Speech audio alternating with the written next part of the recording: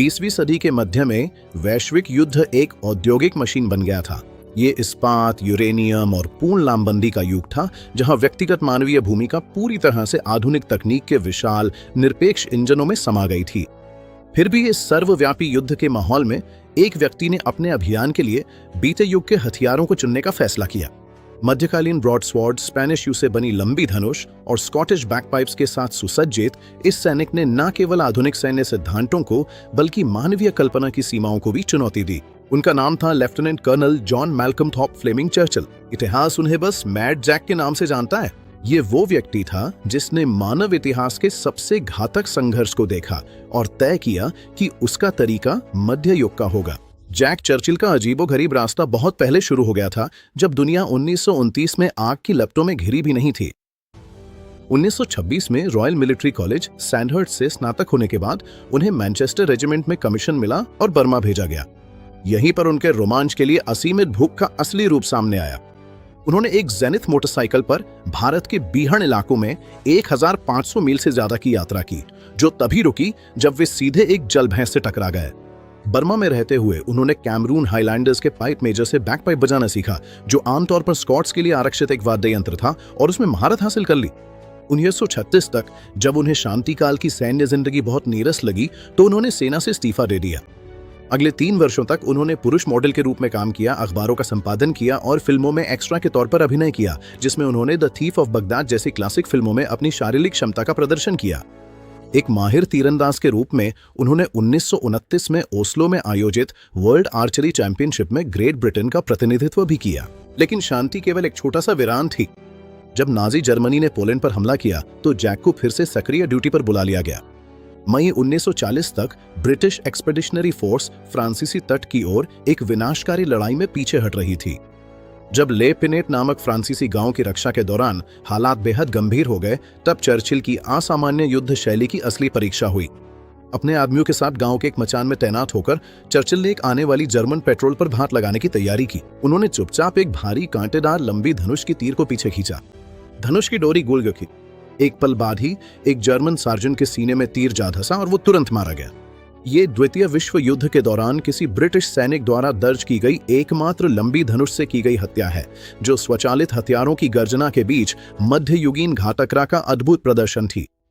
अगर आप mad Jack Churchill के असाधारण और प्रमाणित इतिहास की इस गहराई से पड़ताल का आनंद ले रहे हैं, तो कृपया हमारे काम को समर्थन देने पर विचार करें। आप हमें रंबल पर टिप और समर्थन कर सकते हैं। ऐसा करने का लिंक नीचे दिए गए विवरण में सीधे मौजूद है। आपका समर्थन हमें विश्व स्तरीय ऐतिहासिक डॉक्यूमेंट्रीज प्रस्तुत करने में सक्षम बनाता है। चर्चिल ने जल्द ही नवगठित ब्रिटिश कमांडोज के लिए स्वयं सेवा की, जो दुश्मन की सीमा के पीछे साहसी छापेमारी के लिए बनाई गई एक विशिष्ट बल थी।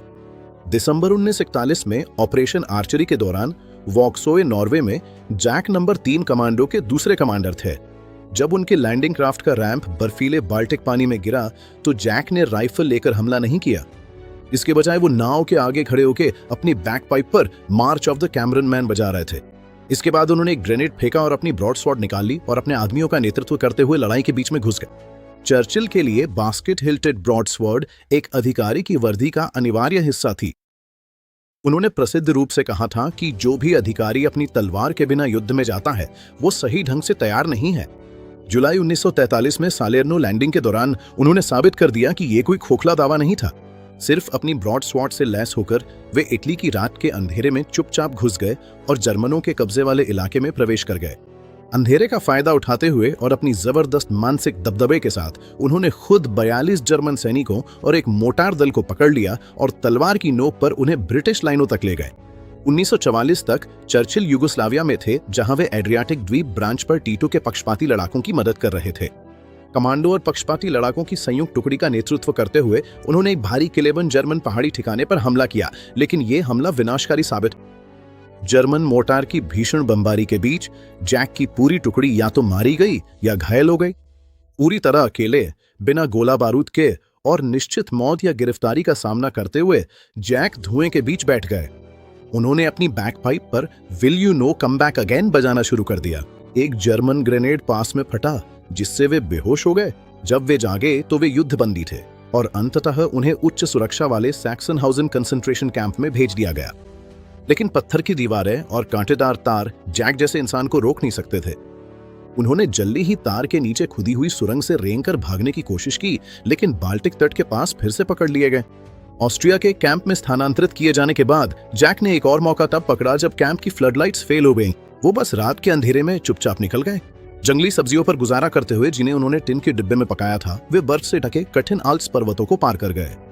ब्रेनर पास के पार 150 मील की हैरान कर देने वाली पैदल यात्रा करते हुए आखिरकार वे इटली में एक अमेरिकी बख्तरबंद डिवीजन के संपर्क में आए।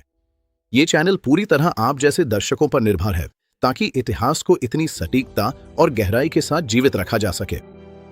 अगर आप हमारे इन असाधारण ऐतिहासिक तथ्यों को उजागर करने के समर्पण की सराहना करते हैं तो कृपया हमें रंबल पर टिप देने या समर्थन करने पर विचार करें।